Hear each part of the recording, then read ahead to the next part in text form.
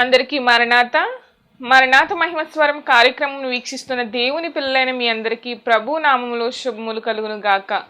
ప్రతిరోజు ఇదే సమయమునకు ఈ కార్యక్రమం వీక్షించి దైవాశీర్వాదములు పొందండి. ఇప్పుడు పాస్టర్ సామ్యూల్ సుందర్ రెడ్డి గారు దేవుని వాక్య వర్తమానం అందిస్తారు. శ్రద్ధగా ఆలకించండి. దేవునికి స్తోత్రం. అందరికీ మరణాత. దేవుని మహాకృపను బట్టి బ్లెస్సింగ్ ఛానల్లో వాక్య సందేశాలు ప్రారంభించి నేటికి సంవత్సరం కాలం గడిచింది. మరి ఈ సంవత్సరం అంతా కూడా దేవుడు తన మహాకృపను బట్టి తన ఆత్మశక్తితో ఈ కార్యక్రమాన్ని జరిగించుకుంటూ ముందుకు వెళుతూ ఉన్నారు. చాలా సంతోషము. దీనికి సహకరించినటువంటి బ్లెస్సింగ్ ఛానల్ యాజమాన్యం వారికి, అలాగే వీక్షకులకు, అలాగే విశ్వాసులైనటువంటి మీ అందరికీ, అలాగే మా కొరకు ప్రార్థన చేస్తున్నటువంటి మీ అందరికీ కూడా ప్రత్యేకమైనటువంటి వందనాలు తెలియజేస్తున్నాను. మరి రాబోయే రోజుల్లో కూడా అద్భుతమైనటువంటి పరిచర్య జరగడానికి మీ అనుదిన ప్రార్థనలో మా కొరకు జ్ఞాపకం చేసుకుని ప్రార్థించండి. అలాగే మీ కొరకు కూడా మా అనుదిన ప్రార్థనలో మేము ప్రార్థన చేస్తూ ఉంటాము. ఒకవేళ మీకు ఈ కార్యక్రమం ఆశీర్వాదకరంగా ఉండి ప్రేరేపణ కలిగినట్లయితే కనుక మీ ప్రోత్సాహాన్ని అందించండి. ఈ కార్యక్రమాన్ని దయచేసి ముందుకు వెళ్ళడానికి సహకరించవలసిందిగా దేవుని పేరట తెలియజేస్తూ ఉన్నాను. దేవుడు మిమ్మల్ని బహుగా ఆశీర్వదించును గాక. ఆమేన్. సొంకపు కొత్తదారుడును ధనవంతుడునైన జక్కయ్య ఒట్టి ధనవంతుడు మాత్రమే కాదు. ఈయన సొంకపు కొత్తదారుడు అంటే ట్యాక్స్ కలెక్టర్, అంటే పన్ను వసూలు చేసేటటువంటి ఒక అధికారి. పన్ను వసూలు చేసేటువంటి ఒక జాబ్ చేస్తూ ఉన్నాడు. పైగా ధనవంతుడై ఉన్నాడు. ధనవంతుడు, ధనము ఉన్నది, అలాగే జాబు కూడా ఉంది. ఇక్కడ గమనించాలి, అద్భుతమైనటువంటి బ్యాక్గ్రౌండ్ ఈయన కలిగి ఉన్నాడు. మంచి ఉద్యోగంలో ఉన్నాడు. చిత్రం ఏమిటంటే ఉద్యోగం ఉంది, ధనవంతుడు అయి ఉన్నా కానీ ప్రజలు ఇతన్ని ఏమంటున్నారంటే పాపి అని అంటున్నారు. 7వ వచనంలో రాయబడిన మాట అదే. అంటే జక్కయ్యని మనిషిలా చూడడంలా ఒక పాపిలా చూస్తూ ఉన్నారు. ఎందుకంటే జక్కయ్య రోమా ప్రభుత్వం కింద పనిచేస్తున్నాడు. రోమా ప్రభుత్వం కింద పనిచేస్తున్నాడు. రోమా ప్రభుత్వం రోమియులకు అలాగే యూదులకు పడదు. కానీ పైన ఉన్నటువంటి గవర్నమెంట్ రోమా ప్రభుత్వం కాబట్టి కింద ఉన్నటువంటి యూదులు మాట వినాలి. ఇక్కడ ఈ రోమా ప్రభుత్వం కింద పనిచేస్తూ యూదుల మీద పన్ను వసూలు చేసి రోమా ప్రభుత్వానికి ఇచ్చేవాడు. ఎవరైనా పన్ను కట్టకపోతే వెంటనే రోమా ప్రభుత్వంకి కంప్లైంట్ చేసేవాడు. అందుకనే మావాడయ్యుండి మా దగ్గరే పన్ను వసూలు చేసి వ్యతిరేకంగా ఉన్న వారికి కడుతున్నాడు అని ఒక రకంగా కోపం పెంచుకున్నారు. ఇంకో మాట చెప్పాలంటే జక్కయ్య కూడా పన్నులు డబల్ వసూలు చేసేవాడంట. 100 రూపాయలు ట్యాక్స్ అయితే 200 వసూలు చేసేవాడంట. అంటే అక్రమముగా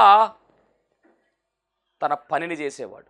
అంటే డబ్బు పిచ్చి, డబ్బు సంపాదించాలనే ధ్యేయముతో ఎక్కువ ధనాన్ని మరి సంపాదించినట్టుగా, ఎక్కువ ధనాన్ని ఎక్స్పెక్ట్ చేసినట్టుగా కనబడుతూ ఉంది. అలాంటి జీవితము ఈ జక్కయ్య యొక్క జీవితం.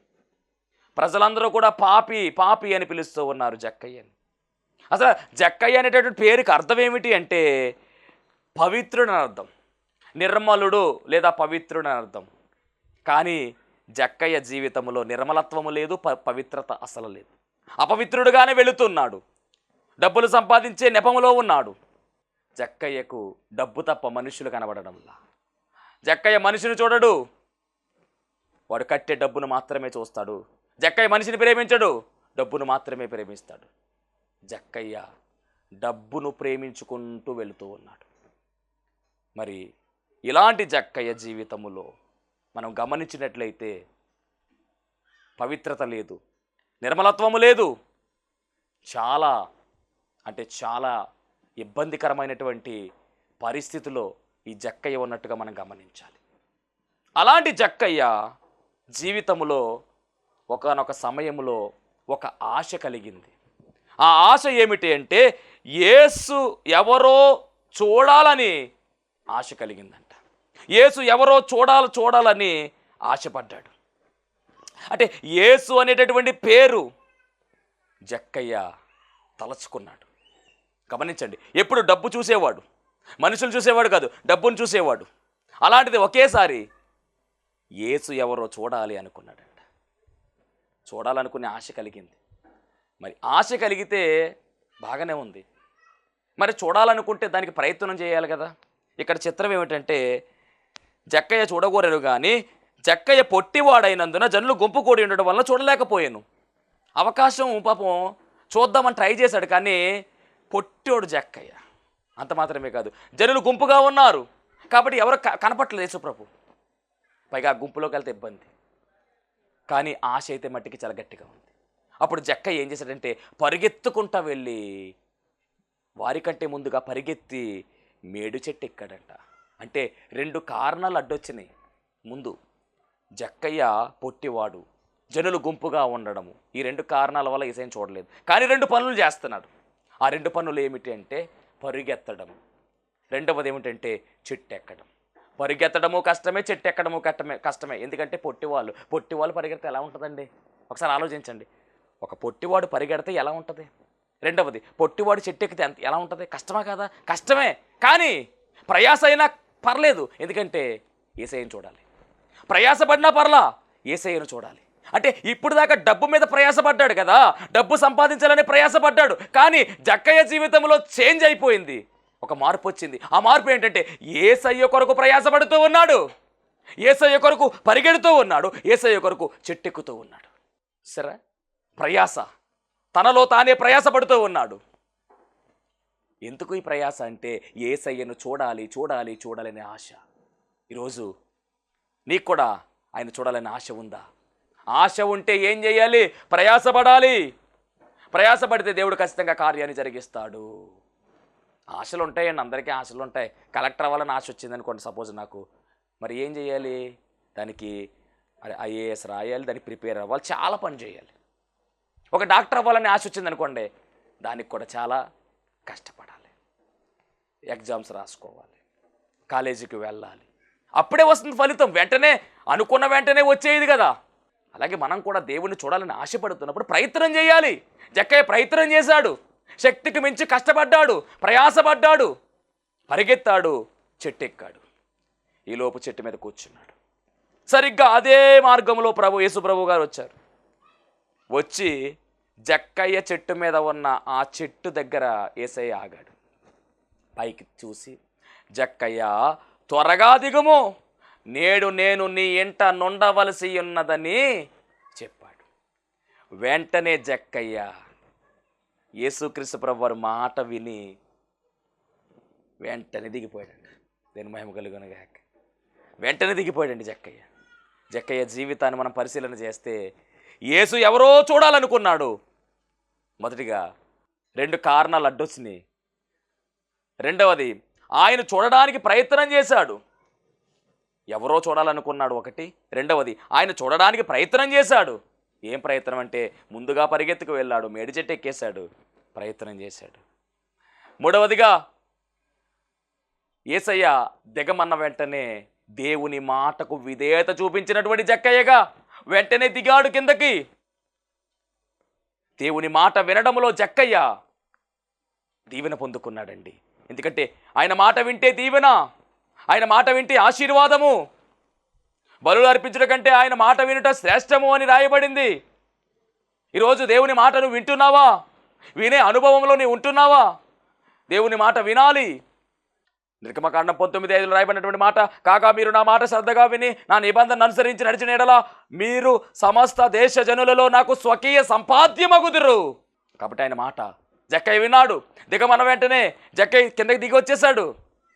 అప్పుడు దేవుడు జక్కయ్యను దీవిస్తూ ఉన్నాడు. ఏమన్నా తెలుసా? నేడు నేను నీ ఇంట నుండవలసి ఉన్నదని అతనితో చెప్పగా జక్కయ్య ఎంతో ఆనందపడిపోయాడు. అంటే జక్కయ్య కేవలం యేసయ్యను చూడాలనుకున్నాడంతే. కానీ ఇక్కడ ఏం జరుగుతుందంటే ఆశపడే ప్రాణమును తృప్తిపరిచే దేవుడు అంత మాత్రమే కాదండి, అడిగిన దానికన్నా ఊహించని దానికన్నా అత్యధికంగా ఇచ్చివేసే దేవుడు అని చెప్పడానికి ఇదే ఉదాహరణ. జక్కయ్య కేవలము యేసయ్యను చూడాలనుకుంటే యేసయ్య జక్కయ్యతోనే మాట్లాడాడు. మాట్లాడాలనుకోలేదు, ఎందుకని చూడాలనుకోడు. కానీ యేసయ్య చూడడం మాత్రమే కాదు, జక్కయ్యతో మాట్లాడడం మాత్రమే కాదు, ఇంటికి కూడా వెళ్ళాడు. బా, ఏమి ధన్యత జక్కయ్య ధన్యత.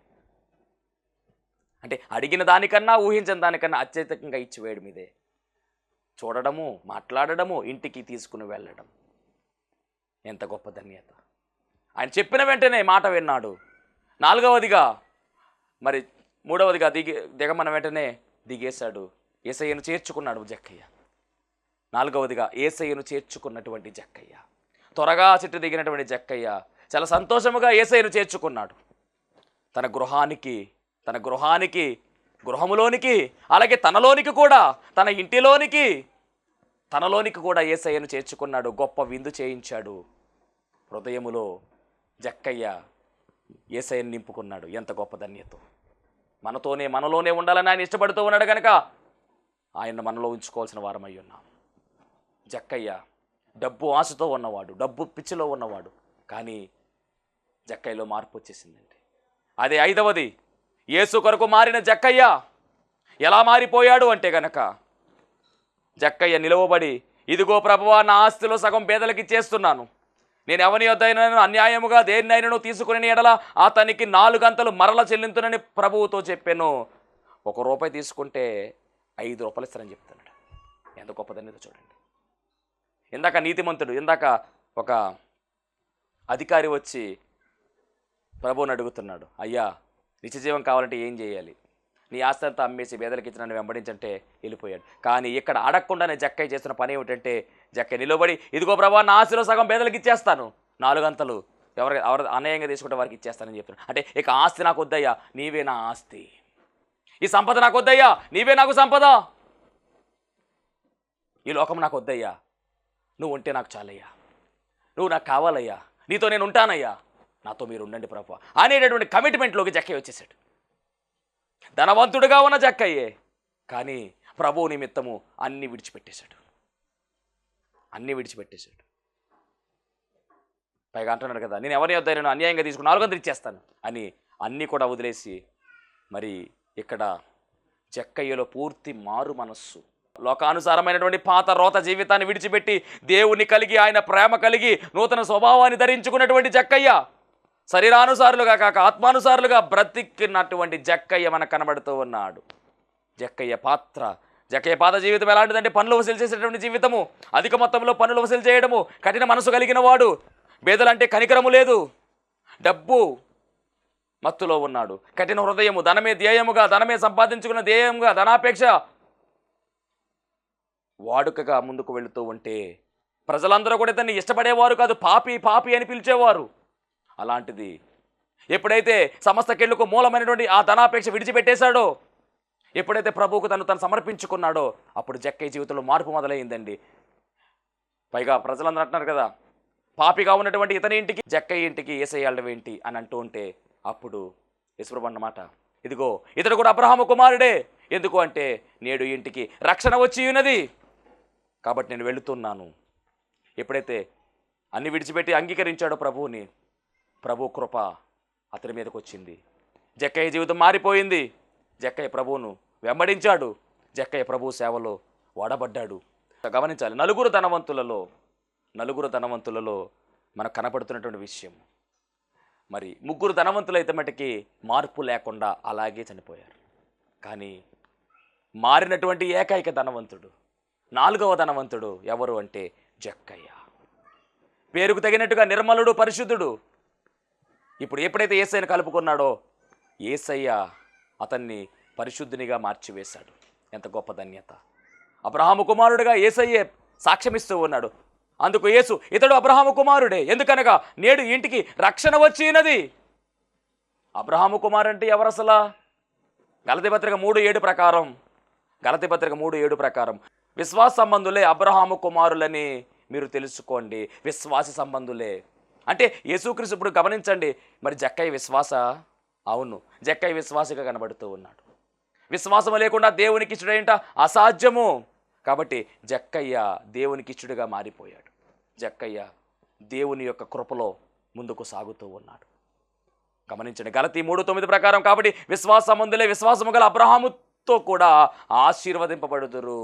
అంటే ఇప్పుడు గమనించిన మాట ఏమిటంటే, విశ్వాసము కలిగినటువంటి జక్కయ్య, ఈ అపారమైన విశ్వాసం, ఇది కదిలే విశ్వాసము కాదు, ఇది చెదిరిపోయే విశ్వాసము కాదు, ఇది కదిలించబడే విశ్వాసము కాదు, ఇది అద్భుతమైనటువంటి విశ్వాసము కలిగినటువంటి వాడుగా ఈ జక్కయ్య కనబడుతూ ఉన్నాడు. అందుకనే నేడు ఈ ఇంటికి రక్షణ వచ్చి ఉన్నది. ఏ ఇంటికి అంటే జక్కయ్య అనేటటువంటి ఇంటికి. ఏ ఇంటికంటే ఈ ఇంటికి రక్షణ వచ్చి ఉన్నది. ఎందుకంటే జక్కయ్య ప్రభువునందు విశ్వాసము కలిగి జీవించాడు, ప్రభువును చూడాలని ఆశపడ్డాడు, అంతే. కానీ ఎక్కడ దాకా వెళ్ళిపోయిందంటే రక్షణలోనికి నడిపించేశాడు దేవుడు. దేవునికి మహిమ కలుగునుగాక. కాబట్టి పాపి అయిన జక్కయ్య రక్షణ పొందుకున్న జక్కయ్యగా మారడము, ఈయన పాత జీవితము పాపముతో మొదలైంది కానీ రక్షణతో ముగిసింది. ఈ జక్కయ్య జీవితము పాపి జీవితము, కానీ జక్కయ్య జీవితము యేసుక్రీస్తు ప్రభువాన్ని కలుపుకున్న తర్వాత రక్షణ జీవితముగా మారిపోయింది. ఎంత గొప్ప ధన్యత! ఈరోజు దేవుని వాక్యం వింటున్నటువంటి దేవుని బిడ్డలారా, జక్కయ్య ఆశపడ్డాడు. ఆశపడినటువంటి ప్రాణమును దేవుడు తృప్తిపరిచాడు. అలాగే మరి ఈ నలుగురు ధనవంతులలో నలుగురు పేరులు ఇవ్వలేదు, ముగ్గురు పేరులు ఇవ్వాల, ఒకని పేరు మాత్రమే ఇచ్చారు. ఆ ఒక్కడు కూడా మరి పేరు కలిగినటువంటి ధనవంతుడు ఈ గ్రంథములో లిఖితమయ్యాడు. మరి అన్నీ కూడా ప్రభు నిమిత్తం విడిచిపెట్టాడు గనక జీవగ్రంథములో కూడా ఇతని పేరు లిఖితమవుతుంది. ఈరోజు మరి నీ పేరు జీవగ్రంథములో రాయబడాలి. నీ పేరు జీవగ్రంథంలో ఉండాలి అంటే నీ జీవితంలో త్యాగం ఉండాలి. ప్రభువే ఎక్కువ, ప్రభువు కన్నా ఏది ఎక్కువ కాదు అనేటటువంటి కమిట్మెంట్ నీలో ఉండాలి. దేవునికి ప్రధానమైన స్థానం ఇవ్వాలి. ప్రథమ స్థానము దేవునికి ఇవ్వాల్సిన వారమై ఉన్నాము. దేవునికి చెందవలసిన మహిమ దేవునికి ముందుగానే చెందాలి. ఏదైనా దేవుని తర్వాతే. కాబట్టి ఇక్కడ జక్కయ్య మొదటి జీవితంలో డబ్బే ప్రాధాన్యంగా ముందుకు వెళ్ళాడు. డబ్బే లోకం, డబ్బే జీవితం అనుకుని జీవించాడు. కానీ ఎప్పుడైతే యేసుక్రీస్తు ప్రభువారు తెలుసుకున్నారో డబ్బును పెంటకాయించాడు, ప్రక్కన పెట్టేశాడు. యేసుక్రీస్తు ప్రభువారే నాకు కావాలి అని మరి ఆయన స్వీకరించినటువంటి అనుభవంలోనికి జక్కయ్య వెళ్ళాడు. గమనించండి, అద్భుతమైనటువంటి పాఠం ఈరోజు ప్రభు మనకు నేర్పిస్తున్నాడు. ఈ నలుగురు ధనవంతుల గురించిన చరిత్ర బైబిల్ గ్రంథంలో అద్భుతంగా దేవుడు రాయించారు. ఈరోజు మనం గమనించవలసిన మాట ఏమిటంటే, ఈ నలుగురు ధనవంతులు కూడా బైబిల్ గ్రంథంలో చెప్పబడినటువంటి విత్తనాల ఉపమానం, మత్తయి సువార్త 13వ అధ్యాయంలో రాయబడినటువంటి విత్తనాల ఉపమానం ఏదైతే ఉందో ఆ ఉపమానంతో మనం ఈ నలుగురు ధనవంతులను పోలిస్తే అద్భుతమైనటువంటి పోలిక, అద్భుతమైనటువంటి వివరణ మనకు కనబడుతుంది. మత్తయి సువార్త 13వ అధ్యాయంలో రాయబడినటువంటి విత్తనాల యొక్క చరిత్ర. ఒక రైతు తన పొలములో విత్తనాలు జల్లుకుంటూ వెళ్తున్నాడు. అలా జల్లుతున్నప్పుడు అంట మొదటి సందర్భం కొన్ని విత్తనాలు త్రోవ ప్రక్కన పడిపోయాయి. అంటే రోడ్డు మీద పడ్డాయి, త్రోవ ప్రక్కన. అలా పడినటువంటి విత్తనాలు మరి పక్షులు వచ్చి వాటిని ఏం చేశాయంటే ఎత్తుకుని వెళ్ళిపోయినాయి. ఇంకా అది ఫలిస్తుందా, అది లోపలికి వెళుతుందా, విత్తనము మొక్కగా మారిందా, మారకుండానే ఎత్తుకెళ్ళిపోయింది. ఇది మొదటి సందర్భం. రెండవ సందర్భం ఏమిటంటే కొన్ని విత్తనాలు రాతి నేల మీద పడ్డాయంట. ఆ రాతి నేల మీద కొంచెం మట్టి లేయర్ ఉంటుంది కాబట్టి విత్తనాలు మాపం చిగురించినాయి. విత్తనాలు లోపలికి వెళ్ళి మొత్తం మీద విత్తనం మొక్క వచ్చింది. కానీ వేరు లోపలికి వెళ్ళడానికి, లోతుకు వెళ్ళడానికి కింద రాతి నేల కాబట్టి వేరు లోపలికి వెళ్ళక మరి మాడిపోయి చనిపోయినట్టుగా మనం చూస్తూ ఉన్నాం. దేవుని మహిమ కలుగును గాక. రాతి నేల మీద పడినటువంటి విత్తనం మన్ను లోతుగా ఉండనందున అవి వెంటనే మొలిచెను. కానీ సూర్యుడు ఉదయించినప్పుడు అవి మాడి వేరు లేనందున ఎండిపోయెను. రాతి నేలను విత్తబడినటువంటి ఈ యొక్క విత్తనము గురించి మనం తర్వాత మాట్లాడదాం. అలాగే ముండ్ల పొదలలో విత్తబడినటువంటి విత్తనం గురించి మనం మాట్లాడితే కనుక ఆ ముండ్ల పొదలంట మరి ఆ వచ్చినటువంటి విత్తనంలోంచి మొక్క వస్తుంది. మొక్క వచ్చింది కానీ కొంచెం ఎదిగిన తర్వాత ముండ్ల పొదలో ఆ యొక్క మొక్కను అంచేసింది అంట. లాస్ట్ అండ్ ఫైనల్ మంచి నేల మీద పడినటువంటి విత్తనము ఫలించింది. 100 ఫలము, 60 ఫలము, 10 ఫలం. ఈ 4 సందర్భాలు మనం పరిశీలన చేస్తే మరి అద్భుతమైనటువంటి వివరణ దీంట్లో ఉంది. త్రోవ పక్కన పడినటువంటి విత్తనం మనం పరిశీలన చేస్తే పక్షులు వచ్చి మరి ఎత్తుకుని వెళ్ళిపోయాయి. ఈ త్రోవ పక్కన పడినటువంటి విత్తనాలతో పోల్చబడిన వారు ఎవరు అంటే, ఎవడైనను రాజ్యమును గూర్చిన వాక్యం వినియు గ్రహింపకయు ఉండగా, విన్నాడు కానీ గ్రహింపకుండా ఉన్నాడంట. అలా ఉన్నప్పుడు దుష్టుడు వచ్చి వాని హృదయములో విత్తబడినటువంటి దాన్ని ఎత్తుకుని పోతాడంట వాక్యాన్ని. దుష్టు అంటే ఎవరో సాతానుగాడు. అంటే ఇక వాక్యము మనసులో ఉండనేమో కూడా ఎత్తుకుపోతాడు. వాక్యం విన్నాడు కానీ దాన్ని గ్రహించుకోలేకపోయాడు. అందుకనే వాక్యాన్ని ఎత్తుకెళ్ళిపోయాడు, ఆ విత్తనాన్ని ఎత్తుకెళ్ళిపోయినట్టు. ఇక్కడ గమనించవలసిన మాట ఏమిటి అంటే, ఈ త్రోవ పక్కన పడినటువంటి విత్తనము ఎవరితో పోల్చబడిందంటే, ఇక్కడ మొట్టమొదటిగా నా ప్రాణమా తినము త్రాగుము సుఖించుము అన్న ధనవంతుడు చూసారా, ఆడితో పోల్చబడింది. ఆడు ఎలాంటి వాడంటే లోకంతో పని లేదు ఇక, దేవునితో పని లేదు ఇక. వాడు సుఖం వాడు చూసుకున్నాడు, సంపాదించుకున్నాడు, కొట్లు కట్టించుకున్నాడు. నా ప్రాణమా, తినము త్రాగము, ఆడే ప్రాణము ఆడే అంతే. అందుకనే అలాంటి వాడు ఎవరంటే ఈ మొదటి త్రోవ ప్రక్కన పడినటువంటి విత్తనం. ఇంకా రాజ్యము గురించి వాక్యం వినియో గ్రహింపకుండా ఉన్నటువంటి వ్యక్తిగా కనబడుతున్నాడు.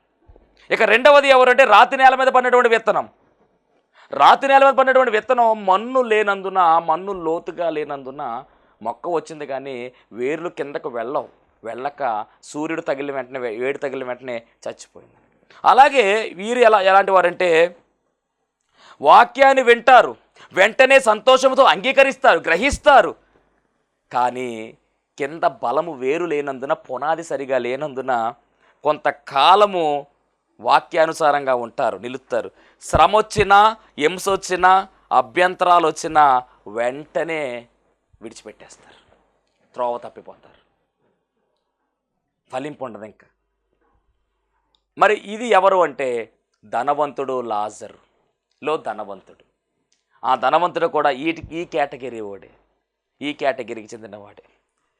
కాబట్టి ఈ ధనవంతుడు మనుషులు చూస్తూ ఉన్నాడు, లాజరును చూచాడు కానీ పట్టించుకోలేదండి అసలు. అలాంటి తత్వం కలిగిన వాడు చివరికి ఫలింపు ఉందా అంటే ఫలింపు లేదు, చచ్చిపోయాడు. ఇక మూడవదిగా ముండ్ల పొదలలో విత్తబడినటువంటి విత్తనం, ముండ్ల పొదల్లో జల్లబడినటువంటి విత్తనం. ఇది ఎలాగుంది అంటే కనుక జల్లిన వెంటనే చక్కగా మొక్కొచ్చింది, కొంచెం పెద్దదయ్యింది, ముండ్ల తుప్పలు కూడా పెద్ద అయింది. కొంతకాలం అవుతుల్లోకి ఆ ముండ్ల తుప్పలు ఏం చేసినాయంటే ఆ మొక్కనే అణిచేసినాయి అంట. అలాగే మరి ఈ దీంట్లో నాటబడినటువంటి విత్తనం మనం గమనిస్తే కనుక ఈ వ్యక్తి ఎలా ఉంటాడంటే వాక్యాన్ని వింటారు, గ్రహించుకుంటారు. ఐహిక విచారాలు, ధనమోహము అలాగే ఆ వాక్యాన్ని అణచివేస్తాయంట. ఎదిగింపనివ్వవు అంటే ఆ వ్యక్తిని ఎదిగింపనేకుండా ఆపేస్తూ ఉంటాయి. మరి దీనికి ఎవరు చెందినవారంటే ఈ అధికారి చెందినవాడు. అధికారి ఆయన దగ్గరకు వచ్చి, ప్రభు దగ్గరకు వచ్చి, మూడోవాడు ప్రభు దగ్గరకు వచ్చి అడుగుతున్నాడు కదా, అయ్యా నిత్య జీవనంలోకి వెళ్ళాలని నేను ఏం చేయాలని అడిగాడు. అడిగితే ప్రభు అన్నారు కదా, నీ ఆస్తి అమ్మేసి నన్ను వెంబడించు, బేదలకు ఇచ్చి నన్ను వెంబడించు అన్నారు. ఇక్కడ కూడా అంతే, ఐహిక విచారాలు, ధనమోహమును ఆ వాక్యమును అణచివేయును అన్నట్లుగా వీడు ముందుకు రావడానికి అంగీకరించలేదు. ధనము ఆపేసింది, నాకు దేవుడే ముఖ్యము అనకుండా ధనమే ముఖ్యమని వెళ్ళిపోయాడు. అలాంటి బ్యాచ్ ఈ ముండ్ల పొదల్లో పడినటువంటి బ్యాచ్. అంటే ఈ ముండ్ల తొప్పల్లాంటి ఈ డబ్బు ఏదైతే ఉందో అది మనిషిని దేవుని దగ్గరికి వెళ్లకుండా ఆపేస్తుంది. అలాంటి తత్వము ఈ మూడో వ్యక్తి కలిగి ఉన్నాడు. ఇక నాలుగవదిగా మనం పరిశీలన చేస్తే మంచి నేలను పడినటువంటి విత్తనం. మంచి నేలను పడినటువంటి విత్తనం ఏమవుతుందంటే చక్కగా ఫలిస్తుంది, చక్కగా మొక్క వస్తుంది, చక్కగా ఫలింపులోనికి రావడం మాత్రమే కాదు, 100 ఫలితము, లేదంటే 60 ఫలింపు, 30 ఫలింపు, మొత్తం మీద ఏదో ఒక ఫలింపులోనికి అది వెళుతుంది. అవును, ఫలింపు కావాలి. దేవుడు ఉద్దేశం ఏమిటంటే మీరు ఫలించండి, అభివృద్ధి పొందండి, విస్తరించండి అని దేవుని వాక్యం సెలవిస్తూ ఉంది. మనము ఆత్మీయంగా ఫలించాలి, శరీరంగా ఫలింపు ఉంటుంది, ఆత్మీయతలో మనం ఫలించాలి, ఆత్మఫలం ఫలించాలి. ఈరోజు జక్కయ్య ఈ విత్తనంతో పోల్చబడ్డాడు. ఏ విత్తనముతో అంటే మంచి నేల మీద పడినటువంటి విత్తనంతో పోల్చబడ్డాడు. ముందు చెప్పినటువంటి విత్తనాలన్నీ కూడా వాటి వల్ల ఉపయోగం లేదు. కొన్ని మొక్కలు వచ్చాయి, కొన్ని మొక్కలు రాకుండా చనిపోయాయి, కొన్ని అయితే మొక్క ఎదిగిన తర్వాత ముండ్ల పొదలు అడ్డు రాగా చనిపోయినటువంటివి ఉన్నాయి. అడ్డులు ఆటంకాలు రావడానికి దేనికి లేవు. దేవుని పనిలో, దేవునికి మనకు మధ్యలో ఆటంకము ఏది కూడా రాకుండా ఉండాలి. గమనించాలి, దేవునికి మనకి మధ్యలో వేరేదేది ఉండడానికి వీల్లేదు. అలా గనక దేవునికి ఇంపార్టెన్స్ ఒక మధ్యలో ఎవరికైనా ఇంపార్టెంట్ ఇస్తూ ఉంటే దేవుడు ఊరుకోడు. గమనించండి, దేవుని మనం ముందు ప్రేమించాలి. నీ పూర్ణ హృదయంతో, నీ పూర్ణ ఆత్మతో, నీ పూర్ణ శక్తితో, నీ పూర్ణ బలముతో నీ దేవుడిని యెహోవాను ప్రేమించు అని చెప్పబడింది వాక్యం. మరి అలాంటి ప్రేమ మనం కలిగి ఉండాలి. ఇక్కడ జక్కయ్య డబ్బు ప్రక్కన పెట్టేశాడు. యేసు చూడాలి, యేసు ఎవరో చూడాలని ప్రయాసపడ్డాడు. అంతే, మంచి నేల మీద వెత్తబడినటువంటి విత్తనం యేసు అనే వాక్యము హృదయంలోకి వచ్చేసింది. ఎప్పుడైతే హృదయము తెరవబడిందో, లూదియా హృదయము తెరవబడినట్టుగా ఈ జక్కయ్య హృదయం తెరవబడిందో, వెంటనే జక్కయ్యలో మార్పు మొదలయ్యింది. జక్కయ్యలో పెను మార్పు మొదలయ్యింది. జక్కయ్య జీవితము కూడా ఈ మంచి నేల మీద పడినటువంటి ఆ విత్తనము ఫలించినట్టుగానే ఫలింపులోనికి వచ్చింది. ఫలభరితమైనటువంటి జీవితముగా జక్కయ్య జీవితం మనకు కనబడుతూ ఉంది. మరి ఈ ఫలింపు నూరంతల ఫలముగా మారింది. కాబట్టి జక్కయ్య పేరు చెప్పబడింది. జక్కయ్య అనగా నీతిమంతుడు, జక్కయ్య నిర్మలుడు, పవిత్రుడుగా పిలువబడ్డాడు. పేరుకు తగిన తీరు రావడానికి గల కారణం ఏమిటంటే యేసుక్రీస్తు ప్రభు వారిని అంగీకరించడమే. ఈరోజు నీ జీవితంలో ఆయనకున్నటువంటి స్థాయి ఎలా ఉంది? నీ జీవితంలో ఆయనకు నువ్వు ఏ స్థానం ఇస్తూ ఉన్నావు? ప్రథమ స్థానం ఇస్తూ ఉన్నావా? ద్వితీయ స్థానం ఇస్తూ ఉన్నావా? నేను చెప్తున్నటువంటి మాట, ఆయనకు మనం ప్రథమ స్థానం ఇవ్వాలి. మొదటి స్థానము ఆయనదే. ఆయన తప్ప మనకు వేరేదేది కూడా ఎక్కువ కాదు. అబ్రహాము జీవితంలో దేవుడు అబ్రహామును పరిశోధన చేసిన సమయములో, దేవుడు అబ్రహామును పరీక్ష చేసినటువంటి సమయములో ఆయన పెట్టినటువంటి పరీక్ష ఏమిటి అంటే నేనెక్కువ నీ కుమారుడు ఎక్కువ అనే పరీక్ష పెట్టాడు. దాంట్లో అబ్రహాం పాస్ అయిపోయాడు. అయ్యా, నీకంటే నాకేది ఎక్కువ కాదయ్యా, నీవే నాకు ముఖ్యము, నీవే నాకు ఇంపార్టెంట్, నీవే నాకు విలువయ్యా అంటూ మరి ముందుకు సాగాడు. కాబట్టి అబ్రహాము జీవితము అద్భుతముగా ఆశీర్వాదం పొందుకుంది. అలాగే ఇక్కడ జక్కయ్య విషయంలో కూడా అదే జరుగుతూ ఉంది. ఆస్తినంతటిని కూడా విడిచిపెట్టేశాడు. ముందున్నటువంటి ధనవంతులు ధనమోహముతోనే చనిపోయారు. కానీ ఇక్కడ మారినటువంటి జక్కయ్య కనబడుతున్నాడు. ఒక పాపి రక్షింపబడడం, ఒక పాపి రక్షణలోనికి రావడం ఇక్కడ మనం చూస్తూ ఉన్నాం. ఎంత గొప్ప ధన్యత! ఇలాంటి ధన్యత కలిగినటువంటి సాక్ష్యము మనం కలిగి ఉండాలి. అందుకని ప్రభువు అంటున్నాడు కదా, ఇతడును అబ్రహాము కుమారుడే, ఎందుకనగా నేడు ఈ ఇంటికి రక్షణ వచ్చి ఉన్నది. రక్షణ ఏ ఇంటికి? అబ్రహాము అనే ఇంటికి.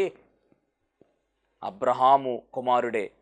ఏ ఇంటికి రక్షణ వచ్చిందంటే జక్కయ్య అనే ఇంటికి రక్షణ వచ్చింది. దేవునికి మహిమ కలుగునుగాక. మరి ఈ 4 సందర్భాలు, విత్తనాల సందర్భాలకు ఈ 4 వ్యక్తిత్వాలు కూడా సరిపోతూ ఉన్నాయి. కనుక మరి 3 సందర్భాలు ఫలింపు లేకుండా వాళ్ళ జీవితాలు నశించిపోయినాయి. 4వ సందర్భంలో జక్కయ్య ఫలించిన మాదిరిగా మనము కూడా మన జీవితంలో ఫలింపులోనికి వచ్చే ధన్యతలోనికి దేవుడు మనలో నడిపించాలి. ఆకువడక తన కాలం ముందు ఫలమిచ్చు చెట్టు వల్లే మనం ఫలించాలి. ఫలింపు లేకపోతే క్రైస్తవ జీవితము వ్యర్థమైపోతుంది. ఆయన ఫలింపు కోరుకుంటూ ఉన్నాడు, ఫలాలు కోరుకుంటూ ఉన్నాడు. ఆయన అంజూరపు చెట్టు ఫలించని కారణంగా అది శపించబడింది. అంజూరపు చెట్టు ఫలింపు లేకపోతే నరికివేయబడుతుంది అన్నాడు. కాబట్టి మనం ఫలభరితమైనటువంటి జీవితాలు కలిగి ఫలింపులోనికి వచ్చే ధన్యతలోనికి మనం అందరం కూడా ముందుకు సాగిపోవాలి. అట్టి కృపాభాగ్యము దేవుడు మనందరికీ అనుగ్రహించునుగాక. ఆమెన్. మహోన్నతుడిని వందనాలు, స్తోత్రాలు ప్రభు. ఎత్తబడినటువంటి వాక్యము ద్వారా రావాల్సిన దీవెన సమృద్ధిగా నీ బిడ్డలకు దయచేయమని తండ్రి, ఇదిగో ప్రభు, మరి జక్కయ్య జీవితంలో జరిగినటువంటి అద్భుత ఆశ్చర్య కార్యాలు తండ్రి నీ బిడ్డల జీవితంలో జరిగించమని, ధన మోహము లేకుండా ప్రభు నీ మోహము కలిగి నాయన, నీ యందు ప్రభు నాయన ప్రేమ కలిగి, నీ యందు ఆసక్తి కలిగి ముందుకు సాగడానికి, ఎగిరి మేఘమెక్కడానికి గల ధన్యతా భాగ్యం నీ బిడ్డలందరికీ దయచేయమని, ఎల్లప్పుడూ కృపాక్షముల వెంట ఉత్తర సహాయం అనుగ్రహించమని యేసు నామములో అడుగుచున్నాం పరమ తండ్రి. ఆమెన్. అందరికీ మరణాత.